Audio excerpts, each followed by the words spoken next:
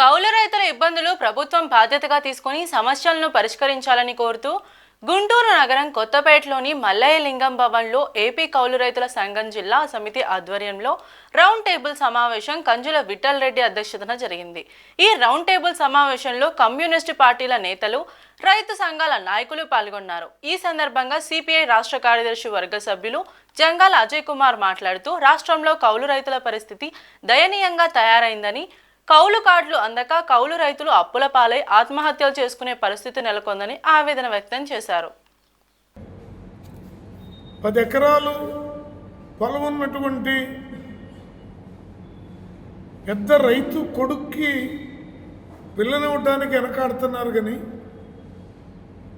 ఒక ప్రభుత్వ ఆఫీసులో బంట్రోతు పనిచేసేవాడికి ఉద్యోగం ఇవ్వటం, పిల్లనివ్వడానికి ఎక్కడ వెనకాడట్లేదు. రైతు సంవత్సరాల తరబడి నష్టపోవడమే తప్ప ఒక్క సంవత్సరం అన్నా ఊపిరి పీల్చుకోలేని స్థితిలో కునారిల్తో ఉన్నాడు. అసలు వ్యవసాయమే చేసి మనకున్నటువంటి ఆ కాస్త భూమిని అప్పులోళ్ళకి అంటగట్టే కన్నా వ్యవసాయం మానేసి పట్టణానికి వెళ్ళి ఏదో ఆటో తోలుకోనో ముఠా పని చేసుకోనో 4 రూపాయలు సంపాదించుకొని పిల్లల్ని బతికించుకుందాం అనే స్థితికి రైతాంగం నీరసంగా, నిరుత్సాహంగా వెళ్తూ ఉంది. ఇటీవల మిర్చి వేసినటువంటి రైతులు పంట పడినంత కాలం చాలా ఆనందంగా కష్టపడి పండించి దిగుబడిని చూసి మురిసిపోతే, కానీ రేటు చూసి వాళ్ళు తెచ్చిన డబ్బులు కానీ వాళ్ళు పెట్టిన పెట్టుబడులు కానీ ఇవేమీ రానటువంటి స్థితి కనపడేటప్పటికే ఆత్మహత్యల పరంపర కూడా గుంటూరు జిల్లాలో కూడా జరిగింది. గుంటూరు జిల్లాలో రాష్ట్ర వ్యాప్తంగా 10ల సంఖ్యలో కౌలు రైతులు చనిపోయారు. ఇవాళ వ్యవసాయం చేస్తున్నటువంటి వాళ్ళలో 90% మంది కౌలు రైతులే.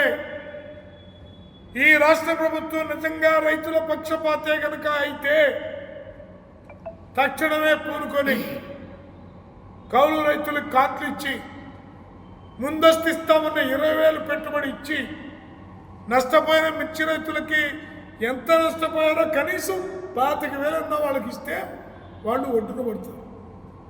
లేకపోతే ఈ రైతు సంఘాల యొక్క ఐక్యత కార్యాచరణ కమిటీకి ఇక్కడ ఉన్నటువంటి వామపక్ష పార్టీలు కూడా తోడవుతాయి. ఉద్యమాన్ని తీవ్రతరం చేస్తాం.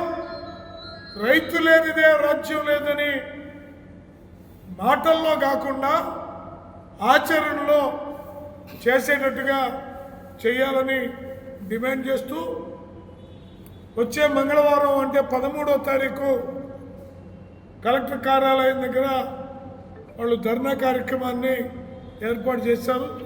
దానికి కౌలు పొలం చేసేటటువంటి రైతులంతా, సమస్యతో సతమతం అయ్యే రైతులంతా ఆ ధర్నాలో పాల్గొని మన బాధల్ని కలెక్టర్ గారికి వివరించుకుందాం. అందరూ కూడా ఆ రోజు తరలి రావాల్సిందిగా ఈ రౌండ్ టేబుల్ సమావేశం నుంచి పిలుపునిస్తూ ఉన్నాం.